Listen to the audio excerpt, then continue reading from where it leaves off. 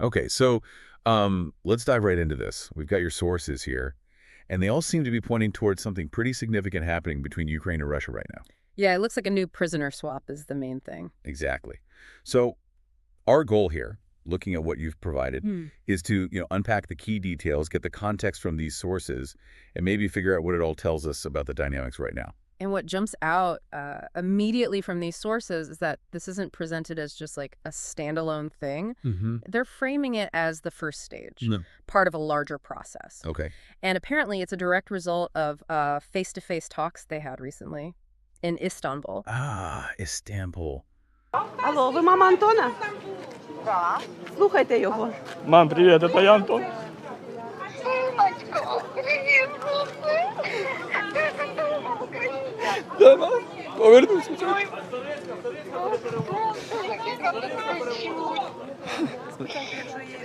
That seems important, doesn't it? Because the sources are very clear that the criteria for this specific group Right. who got swapped now, that was decided there. We're talking soldiers under 25 or those who are sick or badly wounded. Yeah, the sources really highlight that specific focus. Like it was a deliberate agreement from those negotiations. That specific criteria, young or vulnerable, it's interesting.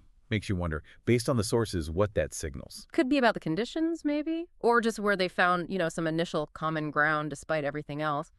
Possibly. Your sources also mentioned the bigger picture from Istanbul. They were aiming for, I think, at least 1,200 POWs exchanged each side, eventually. Right, across all the stages. For this first swap, the sources say the exact number isn't totally clear, but both sides reported swapping the same number of military personnel. And we have Ukraine's President Zelenskyy quoted, confirming Ukraine got this first group back. Mm-hmm. He apparently called it a really complex procedure, lots of sensitive details involved. Yeah, and he also made the point, didn't he, according to the sources, that these humanitarian talks are happening almost every day. He did, really stressing, it seems, how much Ukraine is relying on these Istanbul agreements actually working out to bring everyone home. But, the fragility of any deal here is always huge, and your sources really hammer this home by detailing how this exchange almost fell apart. Right. It was supposed to happen last weekend. Planned for the weekend, yeah, but then it hit major snags. And the sources lay out the conflicting stories about why.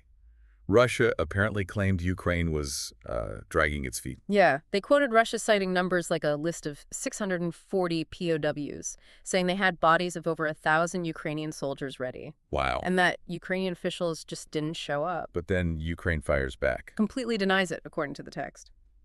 Ukraine's side, as presented, is that Russia didn't stick to the agreed preconditions. Ah, specifically about the lists. Compiling the lists of prisoners. Exactly. So right there, you see that deep mistrust.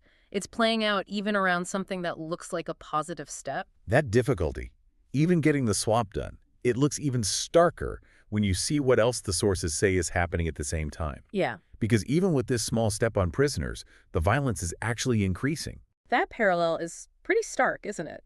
The sources detail this massive attack recently, Russia launching, 500 drones and missiles? 500. That's huge. The scale is hard to picture. But impressively, Ukraine's air defense reportedly shot down a massive number, 479 of them. Incredible. And it wasn't just that one big attack over the weekend, was it? No, the sources also detail other recent attacks, hitting civilian areas. Kharkiv, Ukraine's second city. Residential buildings targeted. Yeah. And the sources give the human cost. 4 killed, 60 injured, including, tragically, a baby and a teenager. Just awful. And for you, following this, there's another detail in the sources that shows how wide the ripples are spreading. Okay.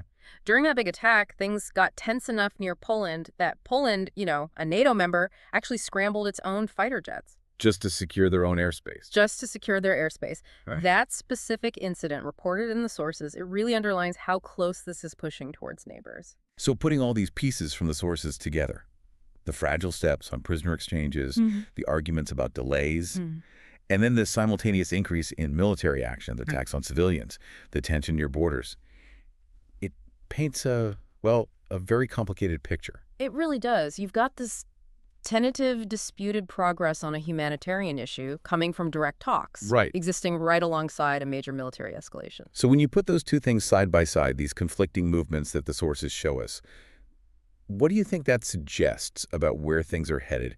What does this simultaneous movement on humanitarian issues and military escalation imply about the dynamics right now?